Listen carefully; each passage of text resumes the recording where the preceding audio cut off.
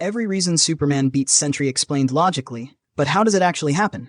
It's easy to throw out names like Superman and Sentry and argue over who's stronger, faster, or tougher, but none of that matters unless you actually look at the facts. We've already explored their feats across the most important categories: power source, strength, speed, durability, and energy projection. By connecting these parts, we're not just guessing who wins, we're building a case around how the fight would realistically unfold and why Superman is more likely to win. Now, before we dive into the turning points of the battle, it starts with the foundation, how each of them is powered. So let's begin with the first and most essential category: power source. Superman draws his power from the yellow sun.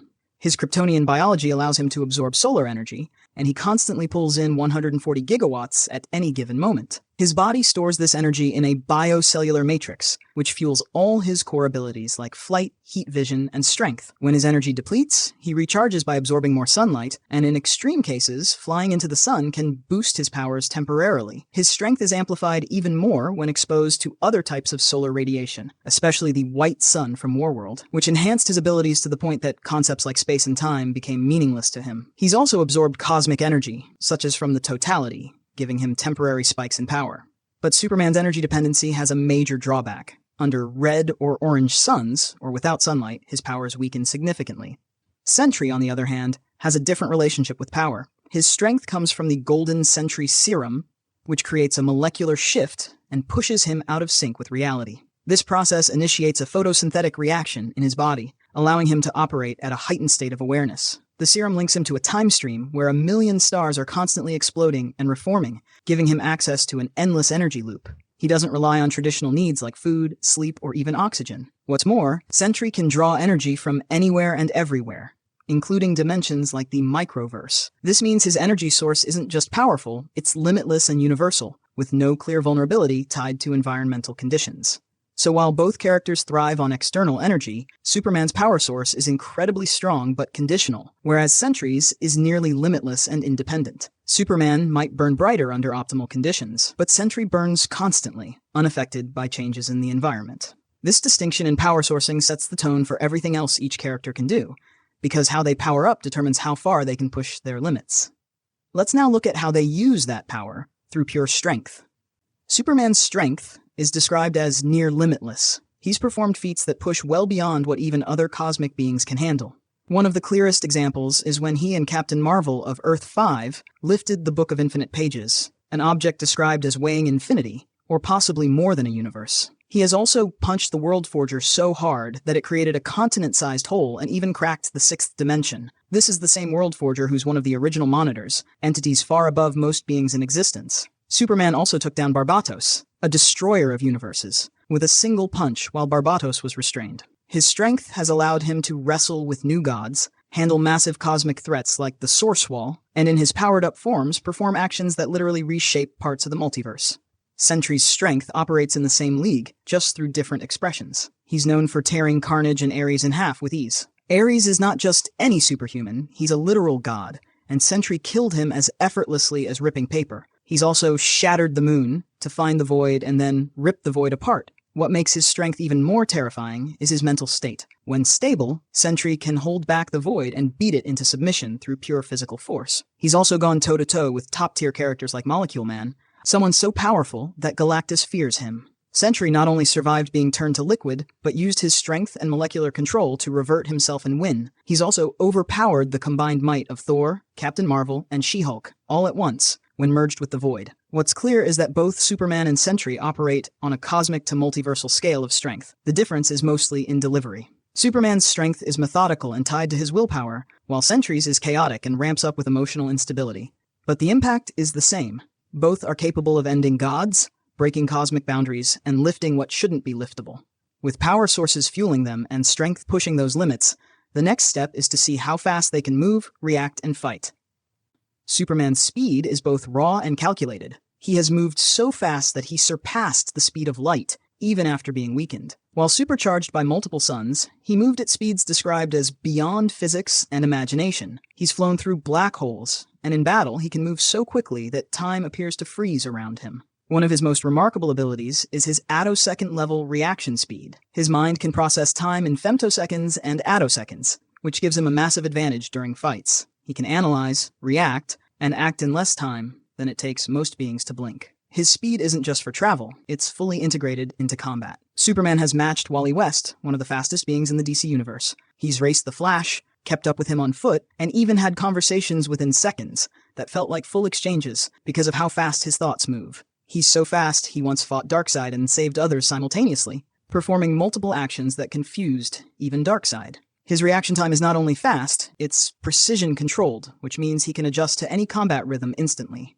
Sentry's speed is no less impressive, just less documented in Variety. He's flown to the sun and back in moments, which requires faster-than-light travel. He has also traveled an indistinguishable number of light years in a very short time, showing he can cover cosmic distances almost instantly. In combat, he's matched Thor's speed, and Thor has consistently fought beings like the Silver Surfer, who moves at incredible speeds. Sentry's reactions are measured in milliseconds, and he once caught a sniper bullet from an advanced scroll weapon. He's aware of exactly how fast he is, down to the nearest millisecond, and knows when he needs to hold back to avoid disaster. While both are incredibly fast, Superman's speed advantage lies in how much control and awareness he maintains at ultra-high velocity. His ability to operate at the attosecond level puts him in a realm where even time itself is no longer a factor. Sentry is fast, very fast, but his feats top out at millisecond control, which is elite, but not quite at Superman's level of refined perception and action. Now that we've seen how quickly they can move and react, it's time to examine how well they can withstand punishment and recover from it.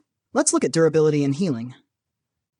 Superman's durability is on a cosmic level. He's withstood being inside the Earth's sun, taken the full force of an exploding star, and even survived an explosion equivalent to 50 supernovas. And that was while already weakened by red sunlight. He also shrugged off Darkseid's Omega beams, which are capable of erasing beings from existence. That level of physical resilience shows Superman's body is structured not just to survive attacks, but to absorb phenomenal energy output without losing his ability to keep fighting. His healing factor is directly tied to his access to solar energy. Under direct sunlight, he can heal almost instantly. His tissue regenerates fast enough to be visibly noticeable, and the more sunlight he absorbs, the faster and more complete the healing process. This makes him incredibly hard to put down for long, especially in open environments where sunlight is readily available. Still, his regeneration is powered by external solar exposure, which can be a limiting factor if that energy source is removed. Sentry's durability pushes the idea of resilience into something more abstract. He doesn't just tank hits, he comes back from being completely destroyed. He has survived being dispersed at the molecular level, not once, but twice in fights with Molecule Man. He has regenerated from a single atom, rebuilt his entire body, and returned to the battlefield.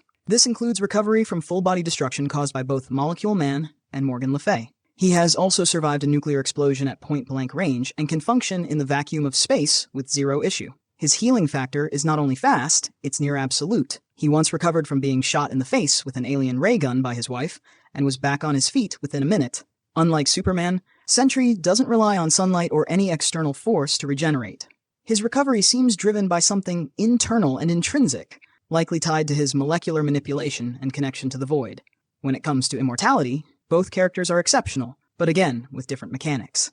Superman is said to live until the end of time, destined to stand beside the Time Trapper as the last being in existence. Sentry, on the other hand, cannot be permanently killed. His body and consciousness always find a way to return, and even in his human form, death doesn't stick. The void plays a role in this, acting as a kind of safeguard against permanent erasure. So while Superman is nearly unkillable under the right conditions, Sentry is unavoidably immortal, regenerating from obliteration without relying on external power.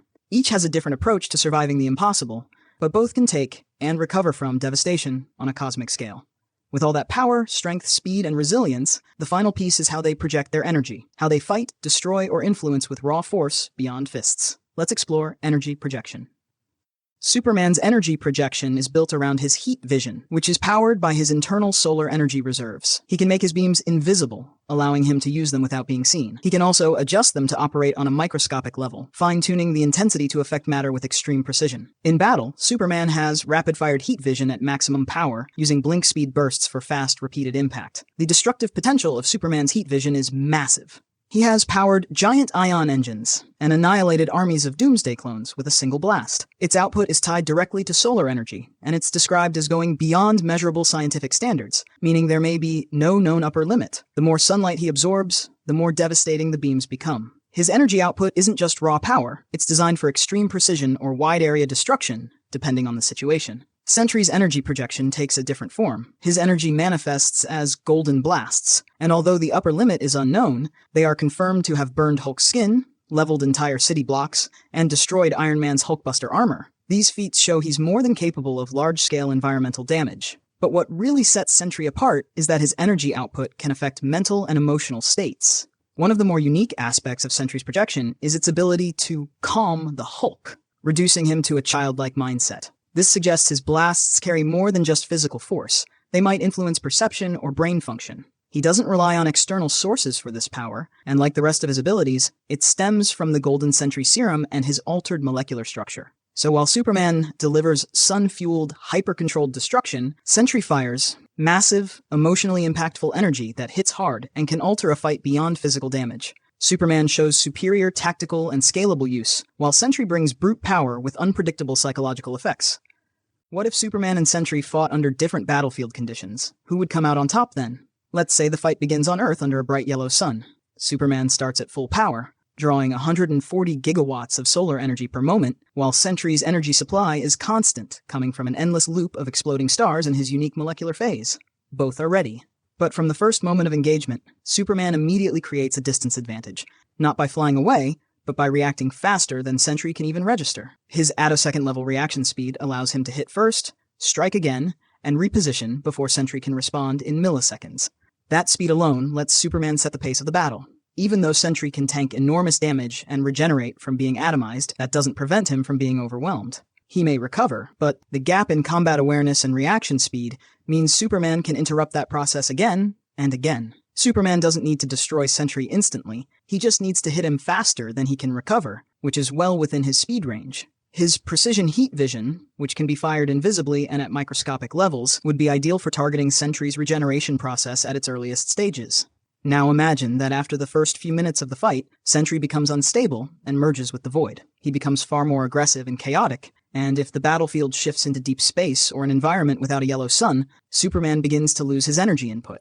Sentry's independence from environmental factors now becomes a serious problem for Superman, and if the battle draws out too long, Superman starts burning through his reserves. But even here, Superman still has counters. Before power loss becomes critical, he could fly directly into a nearby star or even the sun itself for a recharge, something he's done before to boost his power to extremes. If he does this, his strength and energy projection are amplified to the point where space-time becomes irrelevant, giving him another window to regain control.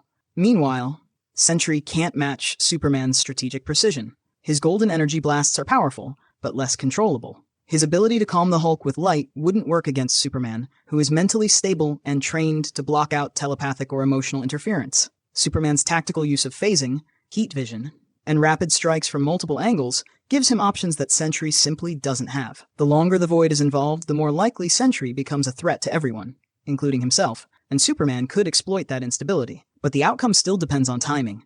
However, the most plausible outcome, based on confirmed feats and realistic interaction of abilities, is that Superman finishes the fight early by using his speed and energy precision to disable Sentry faster than he can escalate. Even if Sentry returns from destruction, he returns slower than Superman can exploit. So in a conditional scenario, as long as Superman acts quickly, maintains access to sunlight, and keeps the pressure high, he wins. Sentry survives, but survival doesn't mean victory. The most reasonable conclusion is that Superman is the superior combatant, not because he can destroy Sentry permanently, but because he can control the battle well enough to win it decisively before Sentry can turn the tide.